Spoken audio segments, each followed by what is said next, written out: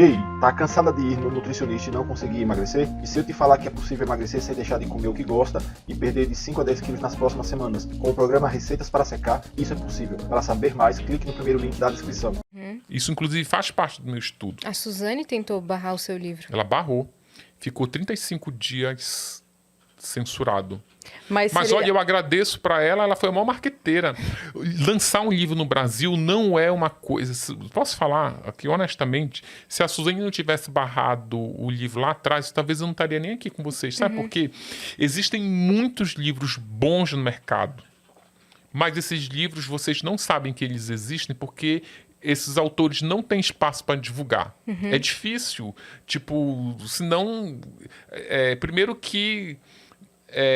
muitos livros, muitos e muitos livros. Só que aí o que aconteceu? Um autor iniciante tem mais difícil, mais dificuldade ainda para conseguir espaço para divulgar. Ia ser um tiro no escuro.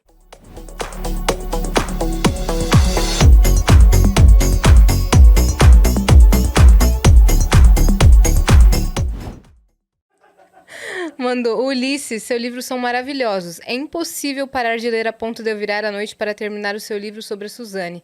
Dada a quantidade de crimes, até famosos no Brasil, o que te atraiu a escrever sobre crimes encabeçados por mulheres? Apesar de você já ter dito que não vai escrever um quarto livro sobre mulheres assassinas, o que mais te atraiu no feminino no mundo do crime? Tu sabe que foi muito assim, eu não planejei escrever sobre mulheres, uma foi puxando a outra. Eu escrevi o livro da Suzane, muito casualmente, como eu contei. Eu comecei primeiro a fazer uma matéria para a Veja. No dia do lançamento do livro da Suzane, lá na Livraria Cultura do Conjunto Nacional, eu estava lá na fila para receber autógrafo, o advogado da Elise, o Luciano Santoro, que é um excelente advogado, inclusive. Eu já conhecia de outros casos da Elise, mas eu nunca tinha feito nada sobre a Elise, nada. Eu ia cobrir o julgamento dela, mas a revista acabou... Foi no mesmo dia que caiu aquele avião da Chapecoense, lá em Medellín, eu acabei viajando para lá para cobrir a tragédia e nunca escrevi uma linha como repórter sobre Elise Matsunaga. Só que aí na hora que eu estava lá autografando o livro pro advogado da Elise, ele brincou e falou assim: quando é que vai ser com a minha cliente? Aí eu falei para ele: olha, na hora que você quiser. Tipo, quando o advogado está disposto a colaborar, meio caminho tá andado ali. E o escritório dele é tipo a 2 quadras da minha casa. Então eu pegava, tava nada para fazer, ia pro escritório dele e ele começou a ajudar pra caramba. Ele é advogado penal dela. Ele é o advogado que acompanha a execução penal também. E a esposa dele é a advogada civil, que cuida da questão da família, de herança. E os dois foram super profissionais, colaboraram. Aí nasceu a Elise. Nasceu muito assim, na comodidade, que é difícil. É difícil, assim, sabe? A pessoa abrir o baú, sabe? É muito mais trabalhoso. Você pede um processo que está sob sigilo, por exemplo, você não consegue no fórum. E aí nasceu a Elise assim. Quando eu estava, não sei por onde, divulgando a Elise, já estava, o crime da Flor de Lis tinha acabado de acontecer. Aí num podcast da vida, eu já estava... Porque ainda tem um detalhe. Quando você resolve fazer um livro sobre uma personagem, seja lá homem ou mulher, um livro, reportagem, você passa ali pelo menos 6 meses pesquisando sem saber se aquilo vai render ou não um livro. Precisa ter uma virada de chave que antes de 6 meses, para mim, não vira. Entendi. E não tinha virado a chave da Flor de Lis ainda. Aí, quando me perguntaram, eu falei, cara, é a Flor de Lis, mas ainda não sei, eu não posso falar, porque eu não sei se vai rolar. Tava coletando material. Aí beleza, só que isso falei nos bastidores, na hora do podcast, eu acho que foi o Danilo Gentili. Aí, na hora do podcast, lá da entrevista, ele falou, e o próximo livro? Eu falei, eu não sei ainda, tô ainda pesquisando. Aí ele falou assim... Não é uma flor de pessoa? Aí, né, caiu a...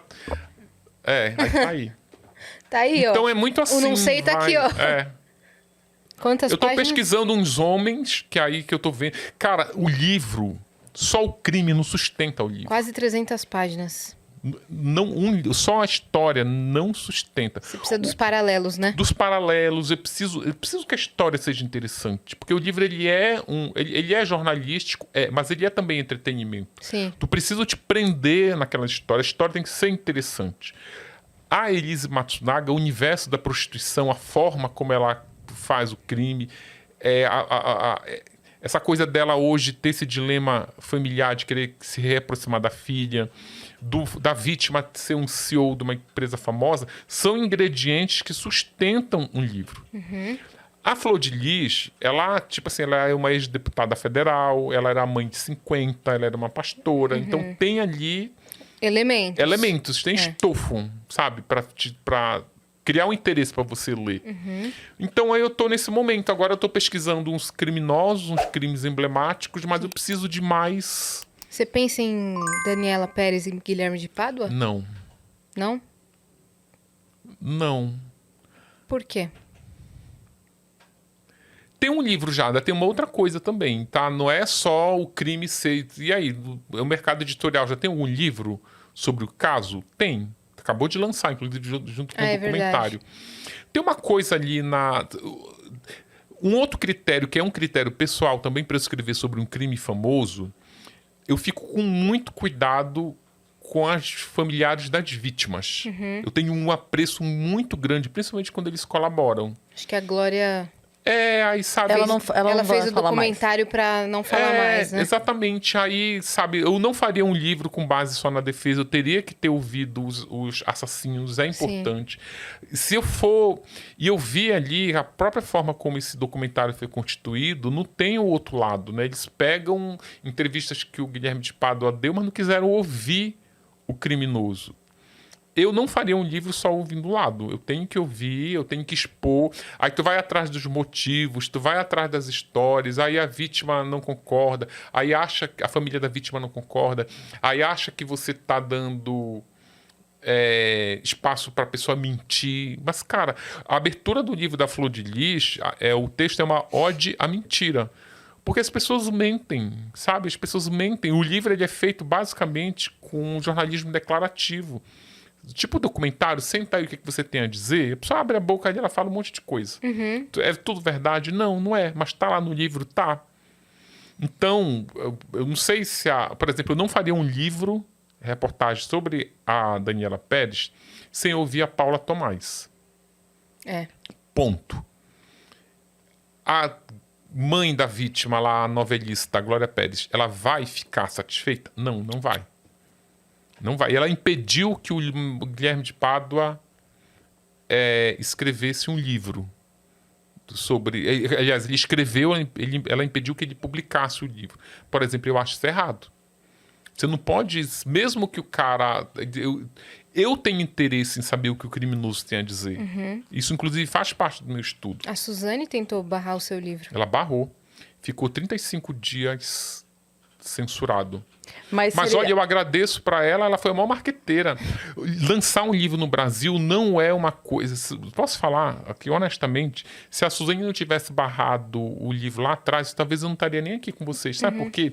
Existem muitos livros bons no mercado, mas esses livros vocês não sabem que eles existem porque esses autores não têm espaço para divulgar. É difícil. Tipo, senão... primeiro que... muitos livros, muitos e muitos livros. Só que aí o que aconteceu? Um autor iniciante tem mais dificuldade ainda para conseguir espaço para divulgar. Ia ser um tiro no escuro. Aí o que ela fez? Ela bloqueou o livro, conseguiu na justiça que o livro fosse bloqueado, fosse censurado. E aí começou toda... Eu não precisei nem sair de casa, meu celular começou... Nossa, entrevista no G1, na Folha, no Globo, no Estado, tudo quanto é lugar, queriam saber, basicamente, que livro é esse que a Suzane não quer que eu leia. Exato. Aí, cara, quando esse livro, que aí o STF derrubou, porque tem lá tem jurisprudência lá, ela errou em barrar o livro antes do livro ser publicado.